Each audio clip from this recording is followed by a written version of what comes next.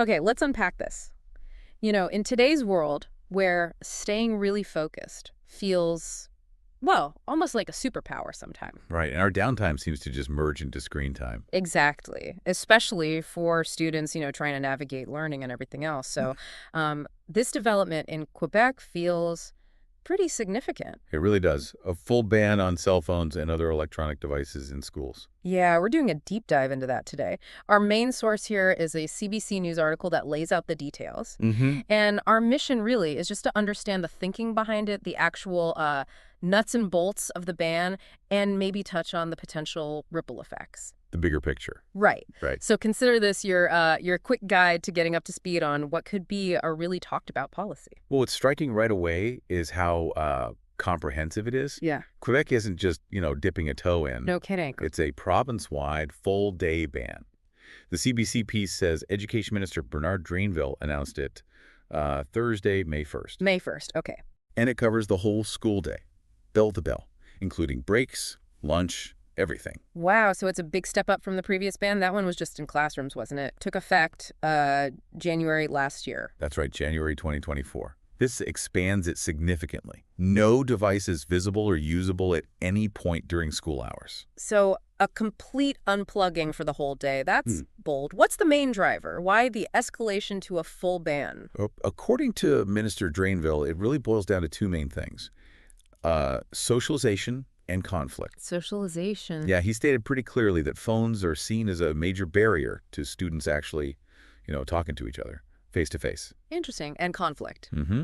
He also mentioned that phones can sometimes fuel disagreements, even leading to violence, sometimes spilling into class time. Right. So the hope is basically fewer screens means kids will actually connect more directly. That seems to be the core idea.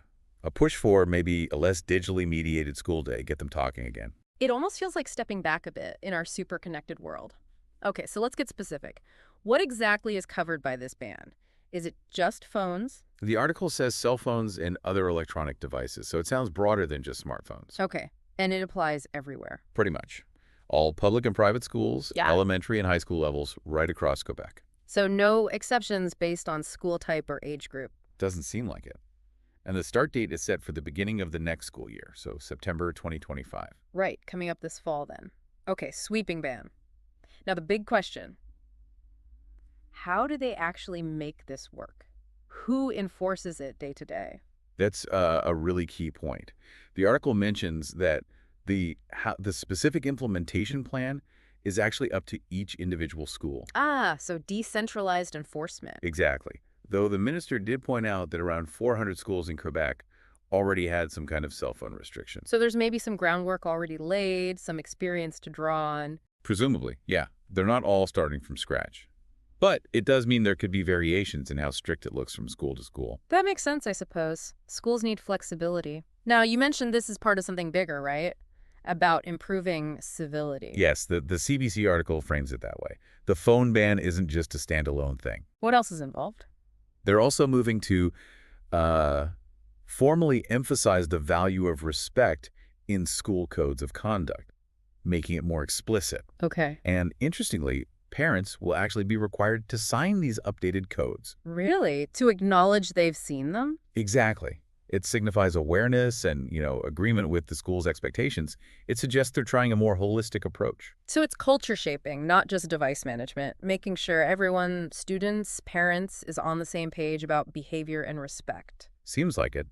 Building a certain kind of environment. Now, there was a special committee involved. The article mentions them. What was their role? Did they push for this? They did. This points to the evidence they're using. The report says this committee was studying the impact of screens on young people. And they recommended the full ban. Yes. Their interim report came out last month, and it apparently found that cell phones were, well, really distracting. No surprise there, I guess. Right. And that they were negatively affecting students' ability to focus and actually learn. So it wasn't just a gut feeling from the ministry, it was backed by this committee's findings. That's the implication, yes. An evidence-based policy shift. Did the committee suggest any wiggle room, like exceptions to the rule? Yes, they did acknowledge some necessary exceptions. The interim report mentioned things like medical reasons requiring a device. Makes sense. Also, situations where teachers specifically use devices for a lesson.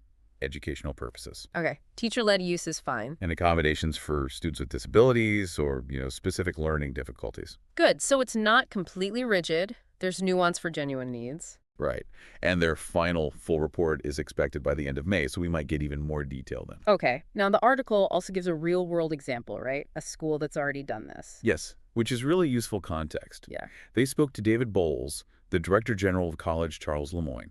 And his school has had a ban for a while. Quite a while. They banned phones in classrooms way back in 2006. Wow. 2006, they were early adopters. Very. And then they expanded it to a full ban, covering the whole day a few years ago. So they've lived through this transition. What was it like? How did students react initially? Well, according to Bowles, there was definitely pushback at first. Students weren't happy. I can imagine. They missed their phones for, chatting, games during breaks, that sort of thing. Sure. Standard teenage stuff.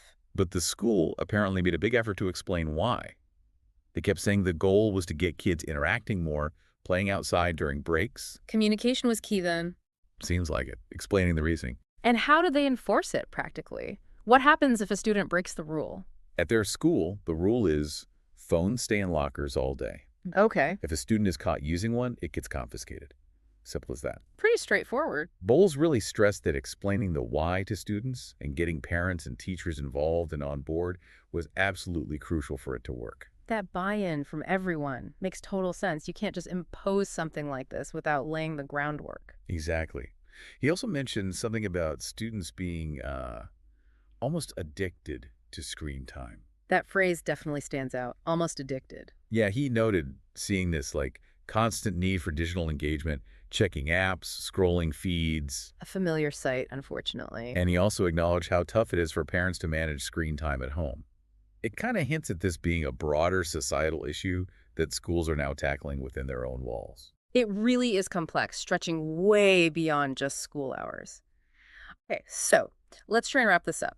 Quebec's going all in. Full ban, cell phones and other devices starting this September. Right. Elementary and high school, public and private. The main goals seem to be boosting face-to-face socializing and cutting down on phone-related conflicts. Building on that earlier classroom ban and backed by the committee's findings on distraction and learning. And while schools decide the exact how, the overall aim is a device-free school day. With exceptions for medical needs, teacher-led learning, and accessibility. And that example from College Charles Lemoyne really highlights that, explaining the reasons and getting everyone involved is probably the make or break factor. Absolutely. It shows that while there might be bumps initially, focusing on the why and fostering, that different kind of interaction can work. So, for you listening, what does this make you think? Considering Quebec's decision, what are the wider implications here? How does banning phones or allowing them shape not just learning, but maybe social skills down the line? Yeah, how does it impact development? Right, and maybe even on a personal level. Does this make you reflect on your own relationship with technology? How you focus, how you consume information? Definitely a significant move with a lot to think about as we all try to navigate this digital age.